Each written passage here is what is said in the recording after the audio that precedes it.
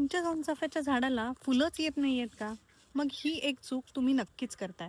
झाडाला जेव्हा आपण खत घालतो त्यावेळेस NPK म्हणजे नायट्रोजन, फॉस्फरस आणि पोटॅशियम हे समप्रमाणात असणं गरजेचं आहे.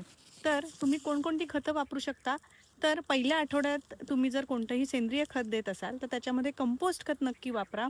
कंपोस्ट खत, गांडूळ खत किंवा शेणखत याच्यामध्ये कंपोस्ट खताचा रिझल्ट हा चांगला येईल आणि ऑर्गॅनिक खत हे त्याच्या फ्रेग्रन्स सुगंधाची क्वालिटी इम्प्रूव्ह करायला मदत करतं. दुसऱ्या आठवड्यात तुम्ही काय करू शकता तर NPK जे सिंथेटिक फर्टिलायझर बाजारात मिळतं त्यातलं अगदी थोडंसं कमी प्रमाणात तुमचं झाड जमिनीत आहे किंवा कुंडीत आहे हे बघून तुम्ही त्याच्याप्रमाणे ते घालू शकता दुसऱ्या आठवड्यामध्ये.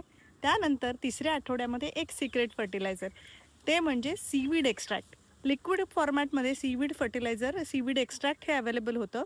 ते डायल्यूट करून स्प्रे करावं लागतं पानांवरती. सो फॉलियर स्प्रेमुळे ओव्हरऑल पानांची साईज आणि फुलांची किंवा कळीची साईज वाढेल आणि तुम्हाला छान चांगल्या क्वालिटीची फुलं मिळतील. सो ही 3 खतं 3 आठवड्यामध्ये नक्की वापरा. झाडाचं शेड्यूलिंग करा.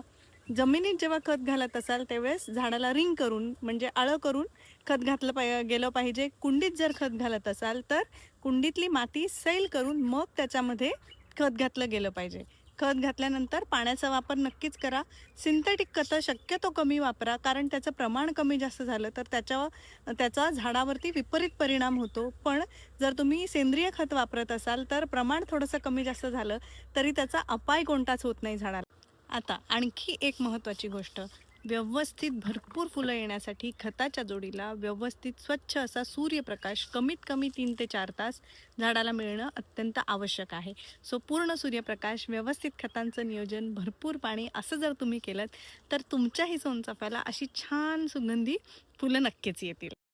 सोनचाफा हे फूल देणारं, बारमाही फूल देणारा हा बारमाही सोनचाफा, त्याची खताची आवश्यकता सुद्धा तेवढीच असते. त्याच्यामुळे दर आठवड्याला त्याला काही ना काही, कोणत्या ना कोणत्या स्वरूपात जर तुम्ही व्यवस्थित खत दिलंत वरती आधी सांगितल्याप्रमाणे तर हे करून बघा.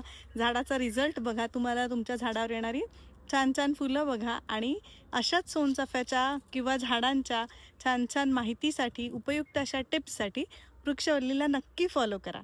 थँक्यू.